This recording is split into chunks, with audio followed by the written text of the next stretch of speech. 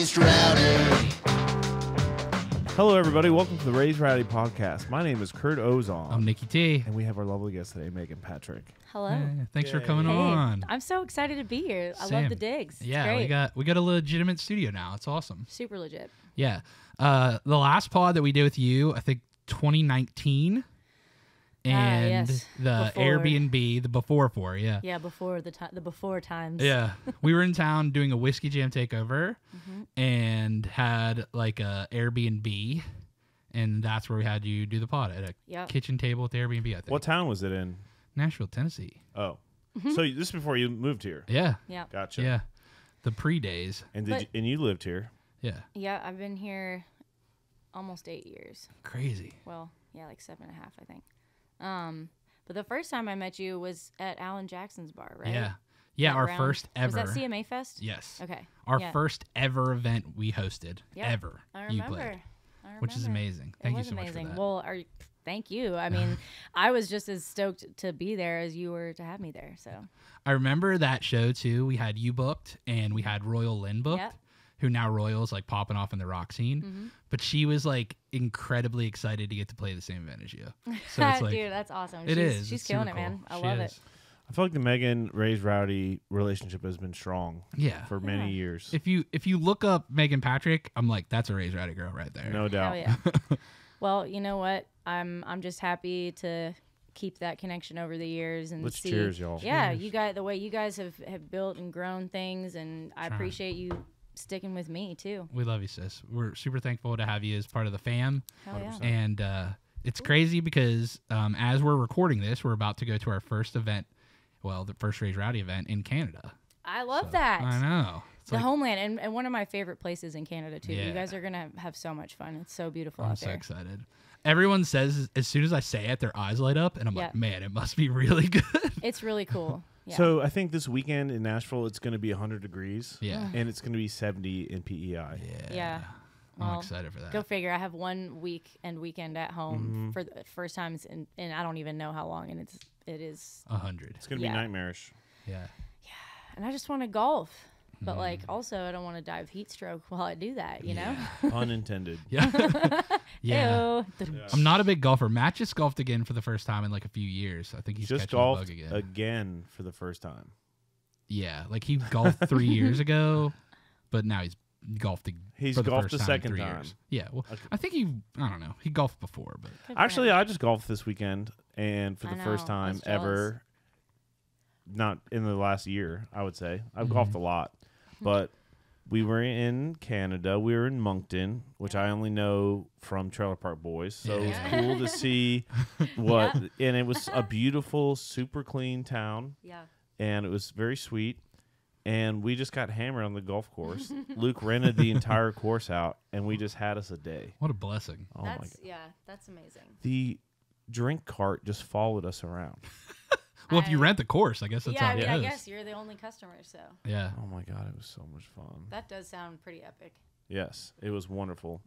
But Canada is a blessing. I'm excited to share that with you, Nick. Now, It's gonna and be we've fun. we've got to hang out. Was it 2 weekends in a row? Yeah. Ish, something like Ish, that. like I think 1 weekend apart. Yeah. Yeah. Both coasts. We did more the Maritimes with Moncton, and then Mm-hmm. before that we were in Calgary, out on the western side of things. Crazy. I've seen you play in America. I've never seen you play in Canada. Really? Yeah. That was the first time. Oh yeah, it was cool. It was a different experience. Yeah. There was a I got shit my ton of people up. people. Yeah, it Yes. was good. There was a shit ton of people out there. See, I told you guys it was cool. Well, you've been cool way before we knew you, and way before everybody knew you, honestly. Thank you. No, that honestly though, Moncton was kind of like insane. Yes, though. it was. Like we played at 3 p.m. on the last day of the festival, and we were like the first of 5, and I just was like kind of like, well, we'll just go out there. I always tell the guys, I'm like, we play the same show. I don't care how many people are out there. We play like we're the headliners, and we play the same show every time because that's who we are. And when I was like getting ready to go out there, I kind of took a peek out. I almost didn't even want to look and get in my head about it, and I went, "What is going on?" That was crazy. That's It so was. amazing.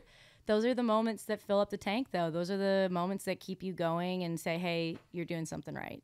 because we need those. Because there's a lot of moments where you're like, what the hell am I doing? And is it working? Does anyone care? You know, so those moments you got to really, really appreciate them and like soak them in, you know? Yeah.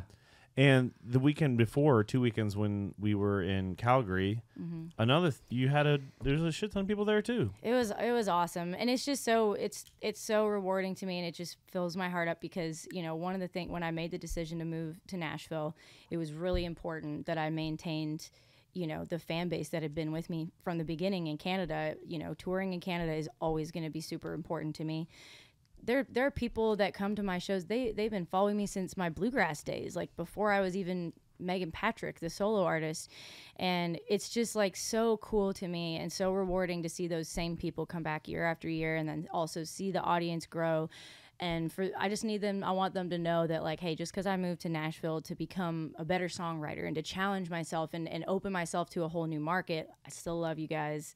You're still the one. You're still the one. Still the one. Yeah, another Canadian icon. Yeah, no doubt. Well, you got to move to Nashville to get your team around you. Yeah. Shout out to the team. Hi, Yes. Randy. Randy gets a shout out on the pod. Yeah, I mean, We I love you so found much. incredible team, the best friends I've ever had, my husband. You know, Nashville has as hard as it's been really a blessing for me. And the biggest thing was I wanted to create and write songs every day. I wanted to be surrounded by incredible musicians and creators and artists. I wanted to be challenged and humbled. And when you're in a small town that doesn't necessarily have this big music scene, it's like I don't want to be a big fish in a small pond kind of thing. And I also wanted the opportunity to tour constantly and consistently as much as I wanted to. And as much as I love Canada and as much as I love touring there, as I'm sure you're learning the more you get out there, there's only so many markets. There's only so much touring you can do in a year, especially if you want to play the bigger festivals, which you do, of course.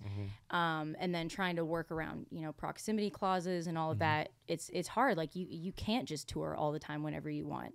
I mean, whereas like you come to the U.S., I mean, shit, you could go just tour Texas alone for your whole life and never run out of places to play. People do that. And that was a huge part of the appeal for me. Yeah, makes sense. And I mean, I'm sure that's a big challenge. And I remember talking to Jade Eagleson, another Canadian artist who kind of did the same thing, made the leap. Yep. And he was like, man, I remember coming down here and playing a writer's round and just seeing how good everyone was.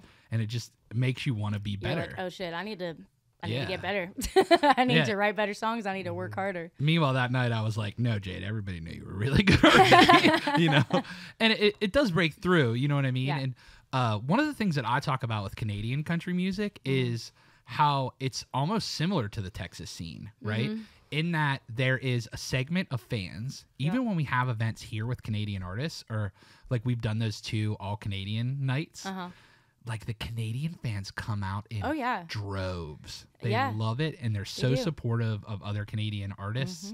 And it seems like for me, like that's kind of how Texas is. Yeah. Where it's like a Texas artist, they'll go support that Texas artist, even if they're in a new town where that artist is coming to. So I think it's like, it almost feels like a parallel or like a little bit of a cheat code in that world, you know? Yeah, for sure. The thing that I'll say about you is your live show, you talked about putting on the best live show you can every time. Yeah. Your full band live show is one of the best performances in country music. I really believe that. Thank you. Well, like you're amazing on stage. You make sure that your band's amazing as well. And it's just from start to finish, it's a journey. Yeah. No, not really. Well, you just keep the people around you that you know are good. No, when I find people that I love who are really talented and who have the same, you know, work ethic and approach to the music as I do, like if you don't love the music, that's cool, but you can't be in my band. You have to love this music genuinely. That I don't want hired guns. I don't want this to just be a job. And my band, like, I love hearing like their favorite songs to play. And when they're like, oh, can we play this one? Can we play? Because it shows me like, okay, they genuinely love this music. And that passion translates to the audience. Yeah. You know, and the chemistry, and like, my band is my family. I love them. They're my brothers and sisters, you know, my people on the road. And so, and again, I think that translates. You know, you watch Luke. I mean, you guys have been playing together for so long. There's a camaraderie and there's a chemistry there that just cannot be manufactured outside of just spending a lot of time and having a deep respect and love for the people you play with. Because I always played in bands. I wasn't always a solo artist. You know, all I did was play in bands growing up. And so it was a little weird for me at first trying to find that balance of like, okay, I am kind of the boss now. Yeah. We're not a band anymore, but trying to keep some of the things that I loved about being in a band and that camaraderie and that energy, but then also knowing when sometimes like I have to be like, hey, you know, I have to assert myself in a way and kind of be the bad guy, be like, hey, like you're kind of effing this up right now. Mm-hmm. You know, You can cuss on here if you want. Okay, I didn't know. Okay, Yeah, we don't care. just making sure. Yeah. But yeah, I love my people, and I take a lot of pride in my live show. It's always been something that's really mattered to me. I mean, one, because I just love it. I love entertaining. I love playing live. I mean, that's what I've always done before I did a lot of the other stuff that comes with this job. That's the one thing that's been a constant in my life for as long as I can remember. I had my first band when I was like 13. We were called the Sirens, which I stand by as a sick band name still. Yep. That's Great. way And, cooler than my middle school band names.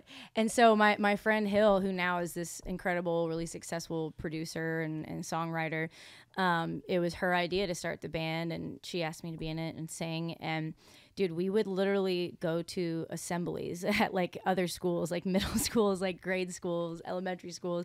And we would roll up with our little, like our amp and our mic and like a kick, a snare and a hat. Yeah. And we would play our like first gigs were playing for like school assemblies at like 9 a.m. That's kind of great though. But it was like, even then I was like, this is sick. Like we're a band. We got a gig. Oh, sorry. I might be late for first period. I got a gig, you know? So great though. And I've been late to first period ever since. Yeah. My first gig ever was, there was an open mic night at this like dessert shop. There was like ice cream and like they had like cakes and stuff. It's called Dr. Desserts. And there was open mic night and we saw it and we're like, we're going to play. And we were like, can we bring our drums? And they're like, oh, okay. So we went and brought like drums, a guitar amp, bass, our PA and everything.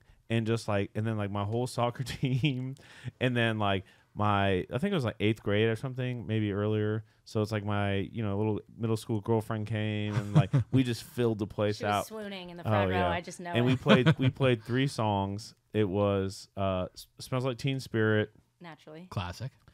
"Sunshine of Your Love" by Eric Clapton, and then there was one other song, I forget what it was right now. Probably like Green Day or something like that, you know. Yeah. Like Wanna Come Around or something. Yeah. I love it. Yeah, the only thing I ever really played was recorder back in the day. You know? Oh, no. I took a guitar my senior year, and my guitar teacher was like, you know, Nick, this isn't really for everyone, you know? He's like, maybe you should try drums. You know what? I'm sure your teacher was a nice guy, but I hate teachers like that. Yeah. And I'm going to get on my soapbox here for a little bit. Please do. Because I've taught a lot of people how to play music. I was a guitar teacher for years and years before I was really touring and all this and that. And I think that there is an art to teaching. Yeah. Pedagogy, it's like, it is an art. I agree. And some people just don't give a fuck. And he's I've a had high great school teachers teacher. and not great teachers, Yes. and it's a world of difference. And I will say, and something that broke my heart I heard recently was our security guy, Ken, who's an absolute sweetheart guy. He's like, you know, retired cop, and now he works for Luke. But when he was like 4 or 5, he was taking violin lessons. And he said his teacher said to him, you can't hear pitch. You'll never be able to play music. You should just quit right now. Did he write it on a Yeah, napkin? that's aggressive. I know. I was just going to say, right? Like a Hardy thing. My Why teacher would didn't you do ever that. say that? I What know. my Yeah. teacher did was he said, hey, you're actually naturally kind of good at drums. If There you you were go. going to spend time on something, I would spend it This on is it. trying to learn drums. And that's cool. If Yeah. you want to maybe redirect, be like, hey, I think this might be better suited Yeah. to you. But yeah, well, I think too, like, you know, one of my biggest regrets is that I didn't stick with piano lessons because I deeply, I mean, I can play some chords and mess around, but I am not a piano player by any stretch. Right. And I wish I was. Like, it's something that actually I think I'm going to actually do and take lessons at some great. point. But it was partially just because sometimes the lessons I was taking, like, I wasn't interested in the music they wanted me to learn. I was like, I don't care about this song. This song sucks. If you were like, hey, Megan, want to learn how to play Desperado on the piano, I'd be like, hell yeah. And I would have practiced and probably Yeah. stuck with it. But yeah, it's like understanding the student that you're teaching and finding a way to teach them like in an effective way. Yeah. I still take lessons too. I love it. And if anyone is listening to this is a musician and you're a professional, take some lessons. You know what I mean? Yeah. Like you can go get We a piano can always teacher. learn more. Yeah, we can. 100%. I can always be better. I know that for sure. Yeah, I still take fiddle lessons and I love that. take guitar lessons and whatever.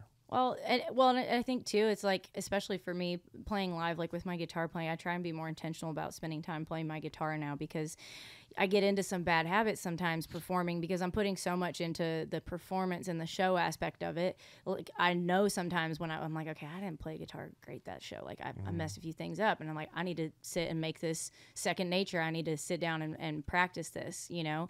And I think that's such an important thing to keep up with as you progress, and like even as you get better and you get more opportunities. Like I always want to make sure that I belong wherever I'm at. I want to make sure that whatever opportunity is given to me, that I am rising to the occasion and doing it justice, you know, and not like half-assing it. So yeah. I think that comes through when you meet you two. Like I would say that people might consider you intense, but I don't. Who, me? Yeah. I would say that, put that on a fucking t-shirt. Some people might consider her intense, Nicky T. But in my Yelp review opinion, for that intenseness is what makes you driven. It's right? passion. It's just, is. I'm a very passionate Exactly. person. And yes, I know that it's a lot for some people, but you know, if I'm not your thing, that's cool. The majority of the people that are people's thing. successful, right? The majority of the people that are successful, some people will say they are intense. Yeah. Right? That's just part of the thing of you believing in yourself enough that you know what you want and you're steering towards it. You have to. Yes. If there is anything that I've learned, like especially, you know, this new record that I've been working on. Yeah. That sounds interesting. Yeah, let's talk about that. Let's it. talk about that. No, that was a perfect segue, because, you know, this record, I would say kind of the underlying theme of a lot of it is, you know, a theme of a journey of kind of really finding my true self and learning how to love myself. And that came from like a lot of pain and working through a lot of like trauma. And, you know, so the title track, Golden Child, is a great sort of all-encompassing piece of music that kind of speaks to the whole record's theme. It's, you know, written from the perspective of if I could send a letter back in time to my younger self and give her a little bit of advice. You know, the record starts with Kurt knows. Oh yeah, same. The record. I was like, I'm gonna listen to this. The first song, I'm like, oh my god, yeah. heavy. So it's heavy. It is the most like the most raw, For sure, deepest, most honest thing I've ever written. And you know, this is actually gonna be the first time I've ever really spoken about this. I didn't. So basically, I came into this session with Karen Kozowski and Emily, and so Karen is one of the producers on my record. Incredible. And I was going through a lot. Very long story short, my mother and I had a very difficult relationship that was, you know, really falling apart at this point in my life. I started going to therapy, and basically in therapy, I learned some things. I became aware of some things and became aware of the fact that a lot of things that happened to me and the way I was treated was not, in fact, not healthy or normal or okay. And all the ways that had shaped me as a person and led me to other bad, toxic, abusive relationships. And, you know, as Mitchell and I were getting ready to get married, we were months out, and I told him, I said, you know, I can't imagine a world where she is at our wedding and it doesn't ruin the day in some way. Like our relationship is so bad right now, and I'm so at the end of my rope. And I spoke with my therapist, and I decided to write her a letter where I basically just said, these are all the ways that you've really deeply hurt and damaged me. I feel like I've given you so many opportunities to take accountability and change and like do better, and it's just, it never happens. And, you know, I'm working on myself. I'm getting ready to start my own family, and it's really important to me. Like I've built so many great relationships, and I have this life that I really love, and I want to protect it. I want to protect my own happiness and my peace and this new family that I'm building. And so, you know, until you can take some accountability and do some real work, like I can't have you in my life. And she never responded. So to this day, you know, and so when I went into that session to write that song, it had been 3 days since I had sent her this letter without a response. And as hurtful as that was, it mostly was kind of just affirming what I already knew. And it also gave me permission to move on. It gave me permission to finally speak about it. I mean, when I went in there, it was funny because we were trying to write something else. We were throwing around ideas, and I was just so kind of consumed with what was happening that I just was like, I can't do this. And I was like, here's what's going on. And I spilled my guts. And I was like, and I actually have a bunch of lyrics written down. It was just this like stream of consciousness, like everything I was feeling. And I was finally able to say everything how I felt without feeling guilty about saying it, because I was like, well, I tried and you didn't even respond. So now I don't owe you anything anymore, right. You know? And Emily was like, pfft, and we were trying to write a truck song. That's insane, Megan. We're writing this song, you know? And so it just really like, it just poured out of me. And it was not only the first time I had ever written a song about it, it was the first time I'd ever spoken so many of these words out loud. And I thank God for Karen and Emily for giving me that space and the comfort of feeling like I was able to do that day. And after the song was finished, it was one of those things where I was like, I mean, okay, of course, like I can't put this out, but I sent it to my team, and everybody was like, holy shit. Yeah. Like what? And it was cool because it wasn't just people saying, holy shit, like this is, whoa, the topic of it, but also like, this is one of the best written songs I've ever heard from you. And I got to a place where when I decided that I was going to put it out, and I want to be clear about this because it's not to spite her or to hurt her.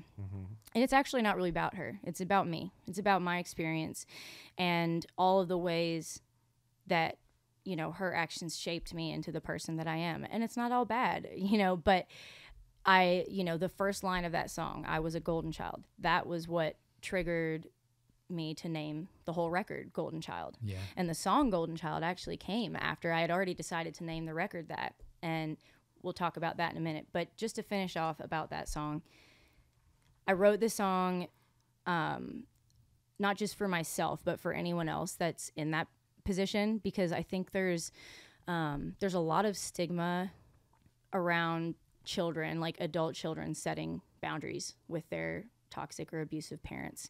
You know, this narrative of, oh, it's your parent, like you need to stick by them, you need to work on the relationship. And the reality is like, okay, but like, have you ever just met an asshole or like a toxic person? And everyone's like, yes. And it's like, okay, well, that is probably somebody's mother, father, grandfather, brother, sister, whatever. Like, being family, being blood does not give somebody a free pass to mistreat you. Right. And so if that song is going to help someone else, you know, get to that place that I'm at, that freedom of finally being like, this is giving me permission to move on, set the boundaries that I need to set, and not feel guilty about it, and know that like this decision that I've made is what's best for me, and I don't have to explain it to anyone or apologize for it to anyone. If they can't be bothered to understand my perspective and what I've been through, then they don't deserve my explanation. And so if it opens up that conversation and helps someone else, then that is just so valuable to me. I think so too. I think that's what I get from the song is there's so many people that wouldn't touch that topic, that you making it okay to touch it is giving someone that might be in a similar situation, maybe not even with a parent, maybe with a friend, maybe with a roommate. Yep. It gives them that opportunity to say, well, if Megan can do it, I can do it too. Yeah. Well, and it's just like, you know, I reached a point in my career when I set out to make this record, I made myself a promise that I would hold nothing back, that I would not compromise my vision and this idea that I had in my head of what this record needed to be if I was really going to tell my story. That is such a massive part of my story. It's my biggest heartbreak, worse than any asshole guy I've ever dated. You know, that's my biggest, deepest hurt, and it's shaped me in so many ways. And so I can't tell my story and leave that part out. It is what it is. Yeah. And I love like songs that say things that people want to say but can't. You know, so that's definitely one of them for sure. Yeah. And I know people that are in the same boat as you are, so you're not alone. Well, and that's been even just in the people that I've shared it with, you know, before it coming out. Even, you know, one of the people that played on the record had said, you know, wow, that song really hit home for me, and I could hear it in the playing on the record. I mean, I was like, I kind of felt that when I got the mix back. And I heard the emotion, I was just like, oh my gosh. And that's what music is for. Like when I think about the songs that like saved me, the songs that I listened to on repeat, the songs that inspired me, the songs that made me want to stand up for myself, the song, you know, all of these songs that inspired me in such a positive way. Like that's why we do this, is to have an impact on people, to write songs that become part of like the soundtrack to someone's life and their memories and their triumphs, you know, their losses, their wins. Yeah. And I mean, I heard that song, same thing, turned on the album because we were, you know, having you on the podcast. I love it. And that just hit me right in the chest. So it's such a statement song. And it's so, you have to be grown as a person to be able to express what you've expressed. Yeah. 22-year-old Meghan probably wasn't ready to do that. I couldn't, no, not even oh my God, 22-year-old Meghan wasn't ready for a lot of things. Let me tell you something. But she was just trying to stay alive. Yeah, that's the thing that I love. And we had Charles Wesley Godwin on the pod, and he was talking. I love that. Yeah, and he was talking about how he was excited to be in front of fans of Luke's because he feels like he's in a place in his life kind of where Luke is, and so they have like a large crossover with that. Yep. You know, a 22-year-old kid talking about whatever they're talking about when you're 22 isn't the same person as someone who's lived life. Not only lived life, but had enough challenges where you realize what the big challenges really are. Right. You know? Well, and I think, like, for me, in the earlier stages of my career, like, you know, I worked with some people that, you know, just did not want me to be everything that I was. They wanted to cherry pick a few things about me that they thought were, like, marketable or acceptable, and then kind of, like, keep the rest, like, hidden back here. Like, literally being told, don't tell people how old you are. And it's like, that does a number on you when you suddenly think that there's something inherently wrong with you, like as a woman, because you're, you know, in your 30s or almost 30 instead of like 21 or 22, like you are somehow less valuable. When to me, I was like, what do you mean? I'm like more valuable. I have lived, I have stories to tell, I have something to say. And I'm not saying that people in their young 20s, they have something to say too. And I also did that, you know, but don't tell me that I'm like, you know, past my prime or something, when I feel like I'm just getting to the best parts of me. I'm just getting to a place where I'm writing the best songs I've ever written, because not only have I lived some life, but I've spent years, decades honing in this craft and working on becoming a better songwriter, a better singer, a better guitar player, so that I could write better songs. Yeah. And, you know, for some people, yeah, they're that person, they're that it at 21, 22, and that's great. That I was still figuring it out and growing, and I know that I feel that I'm in my prime now, and I have more to say than ever before. Yeah. I will say, if you're listening to this and any of this is interesting to you, there's a song for every topic that we're talking about. You Literally know what I mean? everything. Like, yes, yeah. Everything you've been through, I got you. Yeah. But it's like everything you bring up, the age thing, there's a song there. It's like the family thing, it's like a song there. And it's like old music industry shit. It's like there's a song there. It's all on the record. If you want to know anything about this woman, just listen to the record, because it's all out there. It's all there. Literally every part of it. And then if you want to know even more, go watch the docuseries, because there's even more there. And, you know, and that's the thing, like, too, I said, you know, when we were doing the artwork and everything, we're doing vinyl, which I'm so excited about. I've never done vinyl before, and I've always wanted to. And now that it's happening, I'm like, I'm kind of glad this is the first one, because that makes it so much more special, that it's like, it's the record to me, you know? And I wanted to write a note, like a thank you, kind of, sort of instructions a little bit of like, here's how you listen to the record. Yeah. You start it at the top, and you hit play, and you listen to it in order, top to bottom, in one sitting. Pour a drink, smoke a joint, a cigar, whatever a cup of tea, whatever your thing is. Do all of those things. I don't care. Get in your truck and drive. You know, sit on your back deck, whatever it is, and listen in order because it tells a story in order. It takes you on a whole journey of all this shit I've been through. And the reason why I started with Blood from a Stone was because it was just sort of the catalyst for everything I did after that. It opened a door musically, and as a songwriter, it's like, okay, I went there, so now I can go everywhere. You know what I mean? And it also, it was so freeing to just like say it out loud and be like, yep, this is me. This is some shit I went through. This has shaped me in a profound way.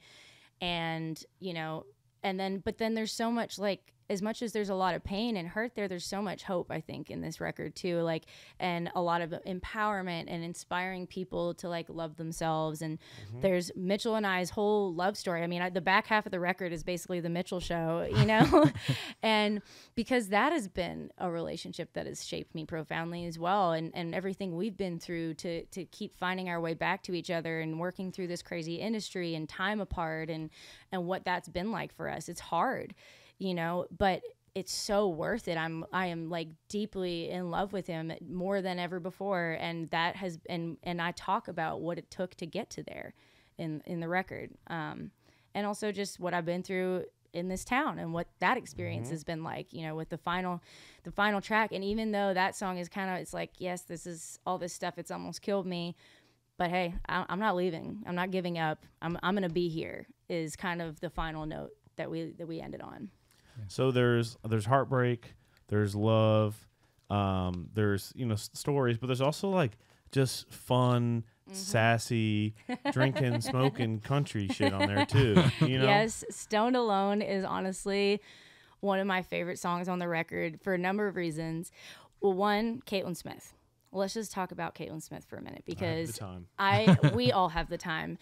I have ever since the first song I ever heard of hers was Tacoma. Wait, that's what it's called, right? Oh, way to Tacoma. I don't know that song. But okay. Anyway, incredible song.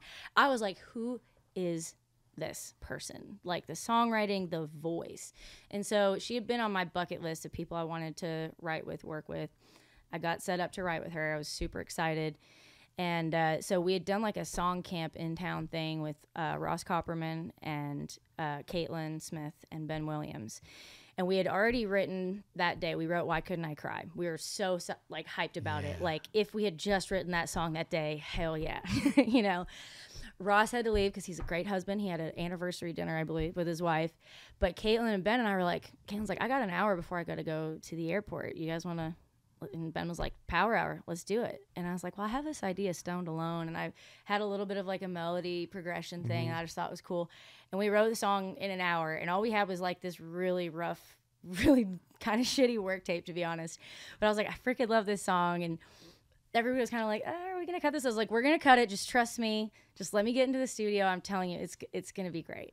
And so it was one of the first times really where I got to go into the studio off this crappy work tape and build it from the ground up, which is the coolest experience as just a musician and an artist. And like the band was so great. We went in with a few kind of, you know, some inspiration and like a bit of direction, but I was like, I just want you guys to listen. Let's just play through it, listen to the lyrics, and just play what you think you need to play for this vibe. And it was so fun. Caitlin came in. I asked her if she would feature on it and sing like some BGV kind of stuff, but like some lead stuff over the top. She sang her ass off. Like when I was in the studio, I was like, how is this real? I can't believe this is my life right now. Like it's when you listen to the song, she sounds absolutely insane. And it just was like, it made the whole song so cool. It was like, it was the last thing the song needed where I was like, holy shit, this is amazing. Yeah, it's definitely that up-tempo fun like party song for the set. And it's really fun to play live, especially like in Canada where it's legal. And I'm like, hey, light one up, and that's cool. You could do that. It's great. What a blessing. Someone threw a joint on stage actually when we played it in Moncton. I was like, I like this. More of this. You like more of that? Fantastic. I'll take 14. Yeah. I always forget when we're touring. Sometimes we'll play someplace where it's legal. You know, it's like What a blessing. California or Michigan or whatever. Yeah. And we played Utah, and it's like extremely not cool there to do that.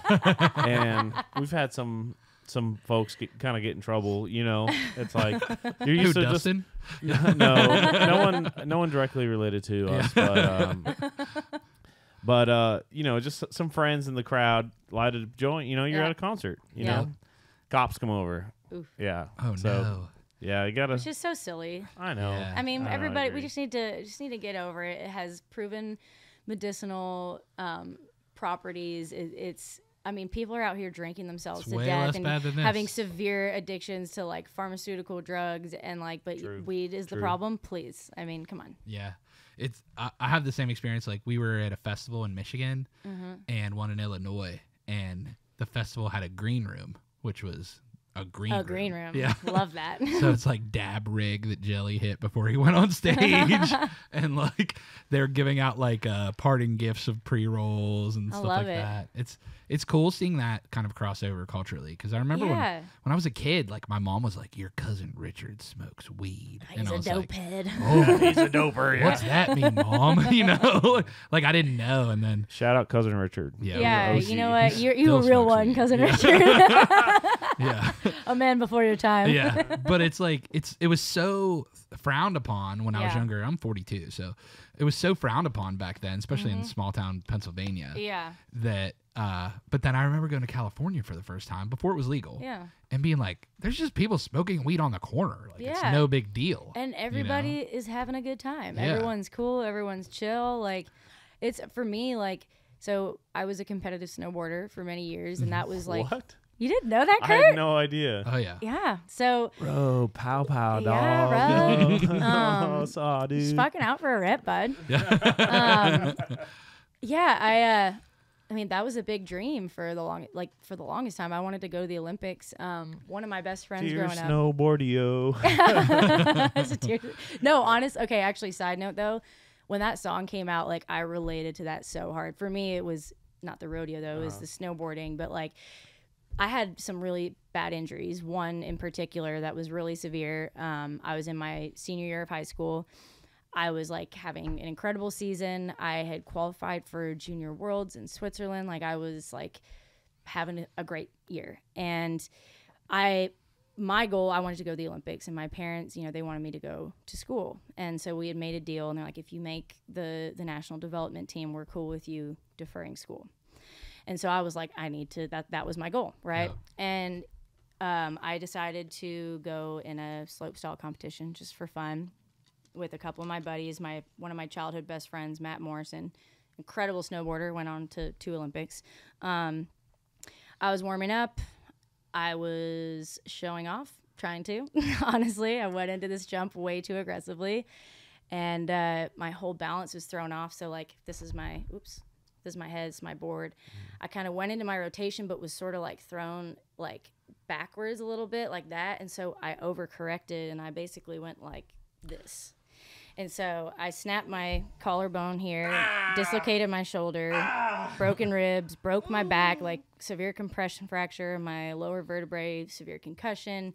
Like truly I should have been paralyzed. Like it was an actual miracle that I was able to walk. And like, I remember being in the air and feeling like fear like I've never felt in my life. Just like, oh fuck. Like I knew It was work. bad. I knew it was going to be bad, and there was nothing, like I just couldn't, whatever. And I don't remember like 24 hours, like everything. I don't really remember going to the hospital. I don't really remember being put in the ambulance. Like I remember kind of coming to and them asking if I could move my feet, and I could, thank God, you know, but I don't remember like anything. Apparently I was like cussing up a storm in the ambulance, and I was like, well, I mean, That's fair. I think Yeah. that's fair, Yeah. you know, but that was like, I'll tell you this, God learned subtlety doesn't really work with me. And that I think was his not so subtle way of being like, hey, I have this other thing over here for you that is really meant for you. Because I really turned to music and just like songwriting, and because I was like laid up for months. Like I couldn't do anything. I was depressed. I lost so much weight. I was miserable. Like all of my dreams were just like crushed in a heartbeat. But I just really leaned on music during that time. And, you know, I had to fulfill the deal I made with my parents. So I was going to go to school, and I was like, well, I mean, I guess I'll study music. I had been taking voice lessons and had done like all the Royal Conservatory grades. So I had studied opera. And so I was like, I mean, I guess I'm going to go do that. And so I ended up going to McGill University, and Oh, I've heard of McGill. yeah, it's a great school. Yeah. In Montreal. And I learned pretty quickly that opera was not really it for me. Yeah. And then I decided I wanted to go back to snowboarding. I didn't like the idea of just like leaving it on that note. So I told my parents that I would stay in school part-time and go back to competing for one more year. And so I reached out to the coach in Quebec, and I competed with the Quebec team for a year. It was just like, I just had to get back on my board. Like, I needed to like face the fear, and I kind of needed like closure, I guess. I did end up getting another concussion, which was when my doctor was like, you literally like can't get more of these. So that's when I was like, okay, you know what? I got back on my board. I am now leaving like of my own volition. I had started a band at my school, and like we were starting to play a lot of shows and tour a little bit. So I was like, I was ready to walk away from it and feel like it was my choice that time. Yeah. And that's when, you know, everything changed when I started playing with like the New Groove Orchestra, was a 10-piece funk band that I played in college. So sick. It was really cool. We got to play some amazing shows. Like we got to open for Aretha Franklin at the Montreal Jazz Fest, which was crazy. We opened for Tedeschi Trucks Band at the Toronto Jazz Fest. Like it was really cool. And that was my first taste of like just being on the road. And I was like, this is the thing. And that transitioned into me ending up in a bluegrass band. I left McGill and went to go to Humber College. They had a little bit more of a more modern program where it wasn't like just jazz, just opera. So I ended up in a bluegrass ensemble while I was there, and then ended up finding some people local to the town I grew up in, and we started the Stone Sparrows, which was my bluegrass band. And that was like, we like made our own records. We booked our own tours. We did like a East Coast tour in Canada. We did a West Coast tour. And that was when it was just like, yeah, this is what I want to do for a living. So I went back to my parents and I was like, don't hate me, but I'm going to drop out. Because, you know, I was working like a part-time job. I was playing shows every weekend. I was trying to go to school. I just couldn't maintain it all and be good at it all. And I was like, I don't need a degree. Like, a degree is not going to help me do what I want to do. I want to get a publishing deal. I want to get a record deal. And so my dad was just like, okay, well, he's like, if you're going to do it, don't half-ass it. And also, I'm not paying for anything anymore. But Hell yeah. you know what? Sink or swim. It truly, no, that was a blessing. I am really glad he did that, because I had to make it work. I had to, I was going to figure out real quick, how bad do you really want this? Because if you don't want it really bad, it sucks. And it's not going to work. It's not going to work. And, you know, and I had to hustle, because I wasn't just like trying to chase the dream. I had to pay rent too. And that made me play a lot of shows. I busked on street corners. I made my money however, wherever, whenever I could.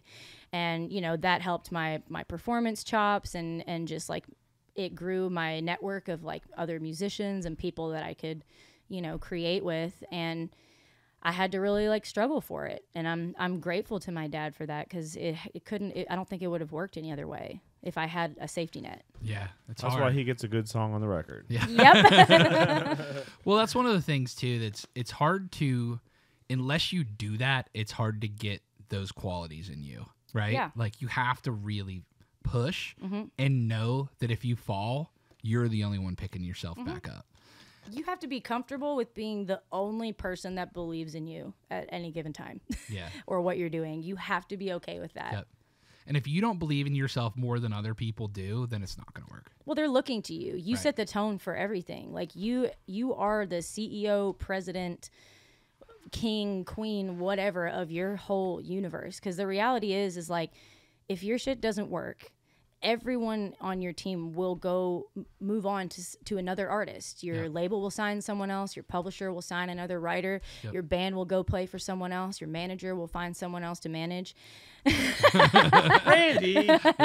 Just kidding. Randy. No, but it's like, if you are not leading the team with like extreme, almost bordering on delusional confidence.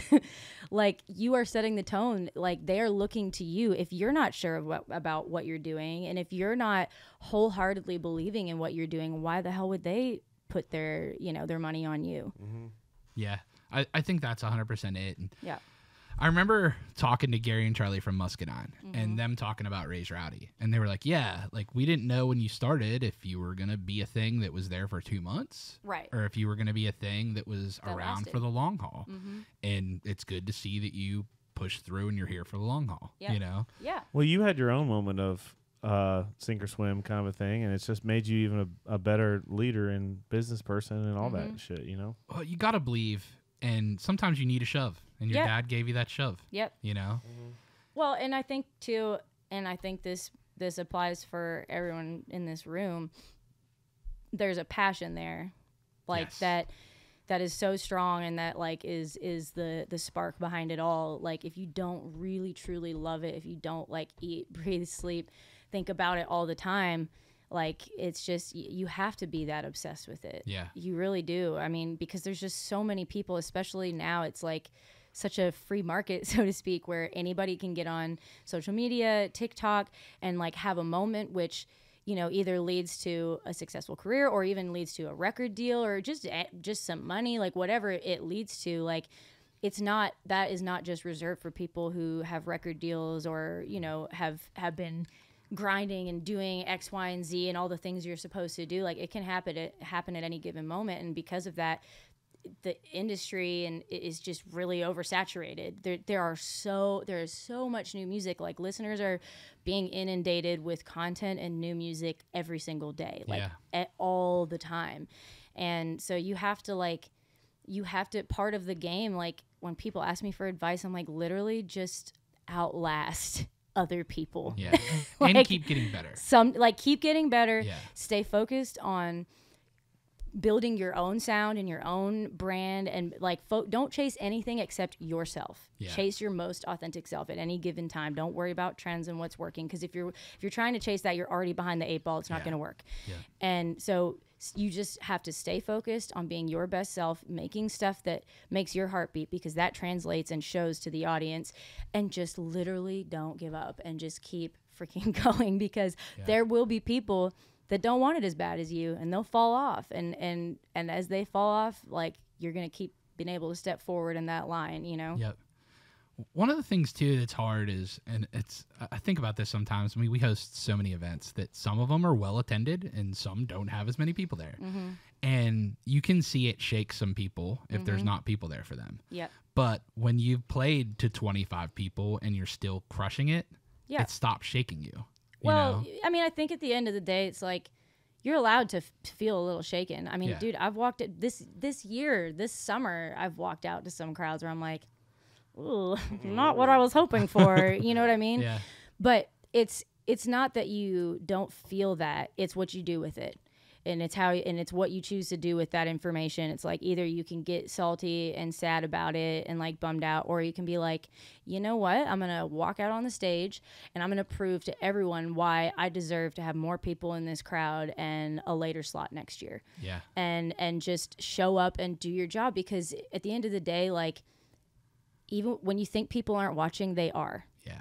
So even just because you don't see things happening, like I think a lot of times as the artist, because you hyper fixate on every little thing that doesn't happen or that you don't get, you hyper fixate on what other people are doing and what they're getting, and how like, they're getting this moment and I haven't had that yet, or they're getting this playlist or this tour or whatever.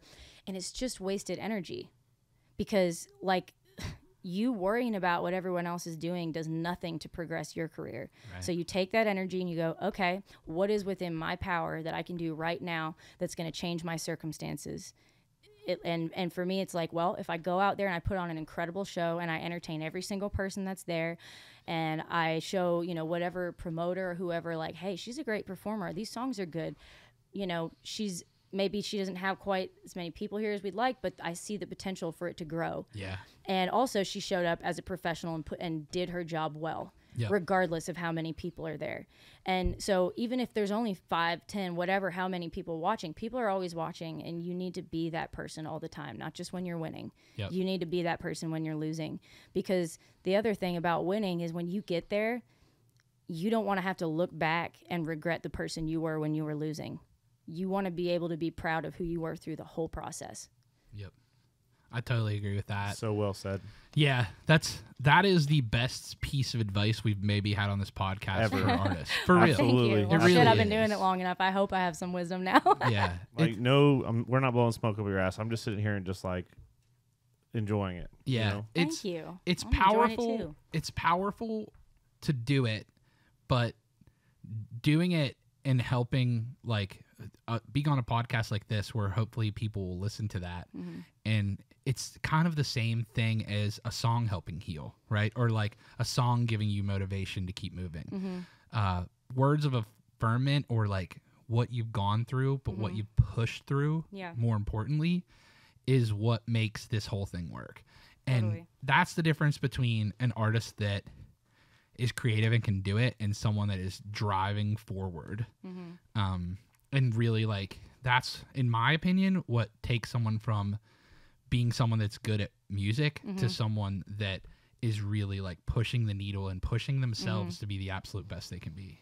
Yeah, well, and I think too, it's like, it's important to, like, the whole idea of like, leave things better than you found them. Like, I think I also want to be a part of like changing the negative aspects of what we do in like the industry of like, you know, and setting the bar for like, you know, being on tour with, like, doing shows with you guys and Luke and stuff. You know, I always talk about Luke as such an inspiration to me. I mean, yeah, like the music and the success, but for me, it's more just, it's the way that he's done it. And, you know, the way he takes care of his people and has kept so many of his like OG started with him people. And it just gives me so much hope that like you can do this without like sacrificing your standards of behavior and your morals and the things that matter to you. Like, because I was talking about this the other day. Chapel Roan did this really great interview that has been kind of like going viral. And one of the things, and I'm like paraphrasing here obviously, but one thing I saw her talk about is like, as an artist, if you are willing to just like let go of all like boundaries and like standards and sacrifice anything and everything to be successful, you will do very well in the business, because that's what they want from you. Like, everybody wants to take everything and anything they can get from you while it's hot. And a lot of people, as they, you know, they build careers, you have to like, you are the only one that can hit the brakes. Because everyone around you, even people that love you and care about you, their job is to progress your career. Their job is to get you opportunities, book you shows. You know, their job is to just get all of that for you, and then you show up and you do your part. But you have to be the one to say, hey, I need a break, or hey, this is too much, or like, I'm sick, I'm exhausted, or, you know, I need to see my husband or my family. I need to go see my kids. I don't have kids, but you know, I know that like family is a huge priority for Luke. And I have so much respect for the way he seemingly, at least from the outside, has balanced that, you know, and still found this massive success while remaining someone that people speak highly of, that people love, that people look up to, and also, you know, making sure that his family's taken care of. Because we see a lot of people that go down a kind of a dark road of just like losing themselves and you know, getting so obsessed with the work where it's like hurting their health, you know, and the industry doesn't care about our health as a whole in a lot of ways. Like, we have to be the ones to speak up. I learned that in my career early on. I had vocal issues, you know, when I was first getting started, and they just wanted me to go. And I was like, I'm sorry, I'm going to have to cancel some things. I need to go see a voice doctor. I did have polyps, not nodes, but I mean, I had to get a steroid shot into my vocal cords. I had to be on vocal rest. And I was like, y'all don't understand. Like, I want to do this my whole life. I only get one voice. I have to protect this instrument. And like, I need you to figure out a way to make this work for me without killing me in the process. And if there's one piece of advice I can give to any artist getting started, is like, you have to advocate for yourself. Only you know what your limits are. You know, only you can speak to when you've had too much. And again, like I said, it doesn't mean that the people around you don't care about you. Hopefully a lot of the people around you do, but they don't know, you know, how much you're suffering sometimes. And so you have to advocate for yourself. Yeah. I mean, we've seen people been ran to the ground before, you know? Yeah. And like everything you said about Luke is so true. And his priorities have always been like his friends and family, like, you know, especially now that he's a father. But it's, I mean, you can really just, the iron's hot. It's like, maybe it'll never be hot again. Right. What if then, like, it's like, we got to tour constantly and we have to do this show and we have to do this reel and TikTok thing. It's like, but it's like, what's the point at one point? You know what I mean? It's like, make some money, but it's like, you got to have time to spend it, you know? Right. Yeah. You have to have time also to enjoy all these like milestones you're hitting. Like, and I'm guilty of this. It's like, you know, you chase these things, you know, winning awards or like getting number ones. And the craziest thing is like you finally get it and you're already worried about the next thing you got to do. Right. Yeah. And I like, that's one thing that Mitchell and I have talked about a lot because we're both very, very driven, very ambitious people, you know, and we work hard. And that's one thing we've tried to be better about. Like, hey, we need to like celebrate even the small things sometimes too. And like, just take a moment to be like, and not always be next thing. Cause I was like, cause you know, Mitchell and I were talking about it one night. He's like, well, I just know that I have more that I need to do and that I want to do. And I was like, yeah, but like, if you're not going to enjoy this thing that you just accomplished now, like when will you? Like when you're on your deathbed, you're suddenly then gonna be like, let me think back on all the cool shit I did now and enjoy. You know what I mean? Like you got to enjoy it in the moment. And that doesn't mean that you can't simultaneously be looking ahead and thinking about where you want to go next. But it's like, these are things you dreamed about for years. And now it's like, it's not good enough for you anymore. You know? That's what I was like, my goals and dreams when I kind of decided to be a professional musician was like, I just want to pay my bills and I want to own some property. Yeah. You know? And then I've just kind of been chilling in that realm for a while. I'm like, maybe I need to like, as you play stadiums. And Yeah. You're doing great. I think you're good, bud. Well, I'm the happiest I've ever been. That's for sure. That. But it's like, you know, it's like hard to sit in one place sometimes. It is. But I think it's just balance. It's like with anything, it's just finding a balance, you know, at the end of the day. So, and it's hard. The lines are very blurred for us and when you do music as a job because it's also your passion and it's like ingrained in like your whole being. Like outside of what I do like for work, I still am a fan too. Like I obsess over, if I'm not writing my own music or doing my own thing, I'm listening to other music or, you know, and so the lines can get blurred and it can become so all consuming and all encompassing. And for me, that never used to matter until all of a sudden I'm like, oh, I have a husband now and we're going to hopefully have a family one day. And I don't want to just get so obsessed and so tunnel vision with my work that one day I turn around and I see I missed all this like actual life that I should have been living. And so, yeah, it's hard to do that when we're both artists. Yeah. You know, we have to be really intentional about our time together and making sure that we're maintaining that connection and that intimacy and that we don't just talk about work every time we go out for dinner, you know. And it's hard to do because sometimes it's all that's happening in our lives, you know. Yeah, I struggle with that too, specifically like previously I had a day job where I would do like transactional work and other things and I had that whole side of things, and then now, and I didn't live in an area where everybody was obsessed with music, but now it's like the only stuff that I talk about is music. Yeah, and it's kind of draining. Yeah, but it's also like, man, what a blessing at the same time. Well, you know what? The good news is it's almost football season, so we'll have something else to talk about. Go Bills. Well, like your phone is like 24/7 blowing up with like people asking you to host things or do whatever. You know, it's like your shit's always blowing up, man. Yeah, well, we have a company and we have 2 employees, so it's, you know, like that's kind of how it works. Brag. Yeah. But I mean, again, what a blessing. Like, you had this idea of something you wanted to do, and now you're doing it, and you're doing it at a higher level, continuing to push yourself and push your sound and push what you want to express in your music.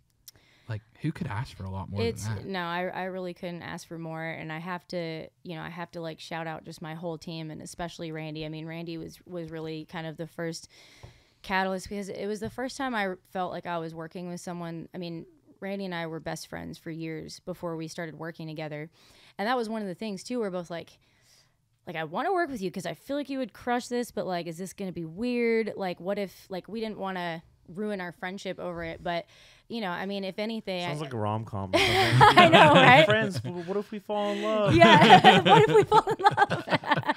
Randy and I are definitely in a very committed relationship. I love it. Yeah, but just having a team like I said, I had kind of my own come to Jesus moment with myself, and then kind of went to the team and was like, hey, I really need like just your trust and the freedom to do this the way I want to do it.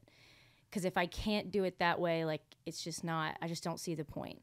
So if you guys really believe in me and you believe in my potential to be successful and build success with you, I need you to like let me do this my way, kind of thing. And they did.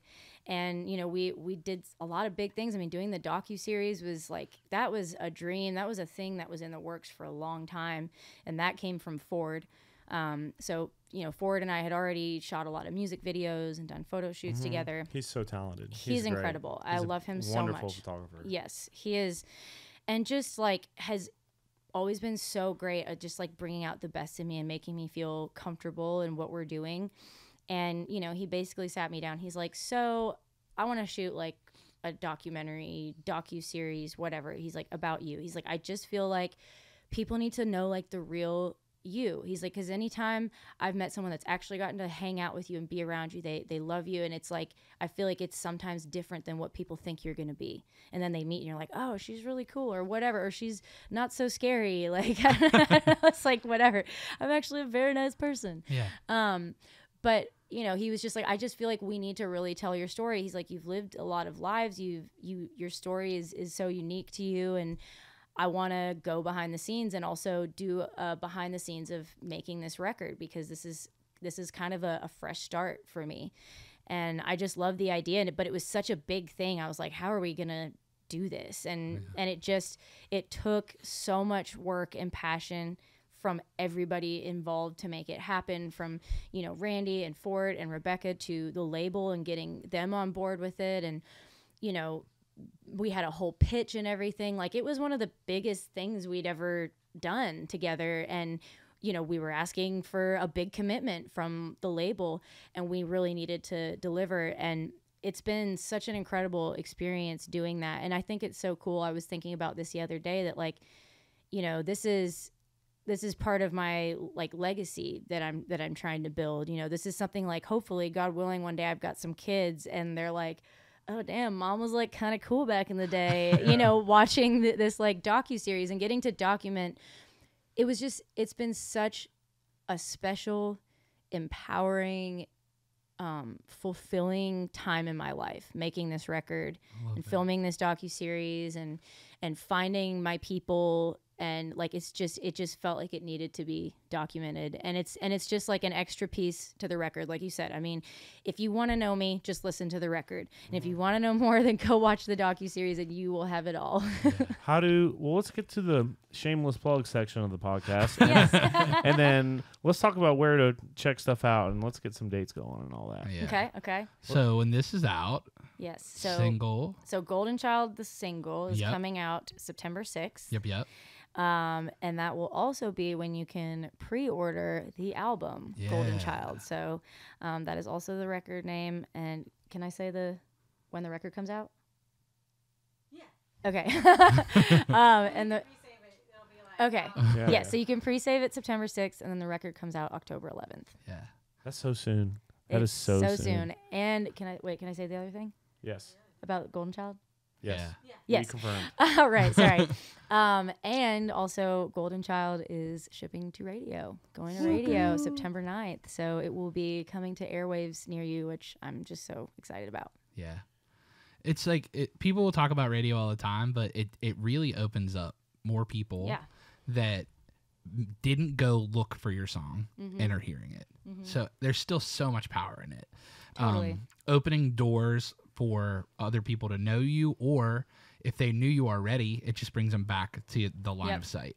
Well, and I just, like I said, I want my music to be playing on the radio all over the place, so I can tour all over the place, so that I can go sell tickets and start doing my own tour and, you know, put some butts in seats. Yep, and listening to the record front to back, just like the way you told us to.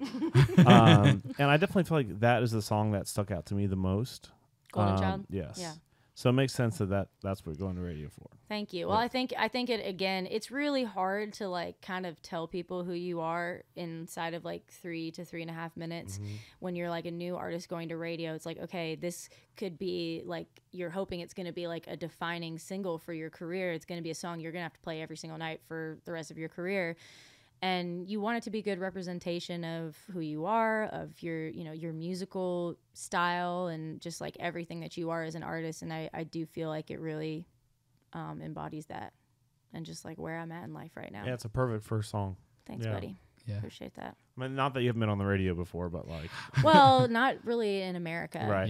Yeah. Canadian mostly. Not with like an official single. So yeah, I'm excited about that. And especially for, you know, even though we haven't been at radio, you know, I've been touring pretty consistently more and more in the US over the last few years. And so I'm, you know, building this great fan base out there too. So I know it's like, it'll be exciting for those fans who have been kind of in my corner before to all be like, oh my God, you're on the radio, you know? And so and for me too, it's like, yeah, I want to hear my songs on the radio. Yeah. That's still the dream, you know? Yeah. Yep. Well, we talked a lot about me. Let's talk about you. Yeah. No, we talked a lot about being in the moment and being grateful and not looking forward too much. Obviously, there's a lot to look forward to, but is there anything you want to end on? Anything that's just some gratitude? Well, honestly, I'm just like really grateful for you guys and for the opportunity. This has been such an amazing conversation, and I agree. I'm just grateful for all the support you show me over the years, and I love that we're still here doing it. I love, like, Kurt, I'm grateful for you that you FaceTime me when my husband's playing shows, and I'm grateful that I FaceTime him when you're playing shows. Yeah, and I'm grateful that, like, you know, when I'm playing and I see you side stage, just taking pictures, rocking out, like that just means so much to me. And I'm grateful for Randy over there, who works herself into the ground every day for me and what we're building together, and just her belief in me, and like her having the courage to, you know, do this with me and give me the you know, the motivation that I need on the days when I'm like feeling a little low. Yeah. You know? Well, we're grateful for you for sharing your story with us. And honestly, one of my favorite pods we've done. Aww. Good learning experience, I feel like. Yeah. And super insightful, honestly. Yeah. Thank you. I think there's lots of wisdom in the things that you've shared with us. And thank you for doing that. Yeah, my pleasure. I love it. Well, guys. All right. Well, my name's Kurt Ozon. I'm Nicky T. And we'll see you on the front row.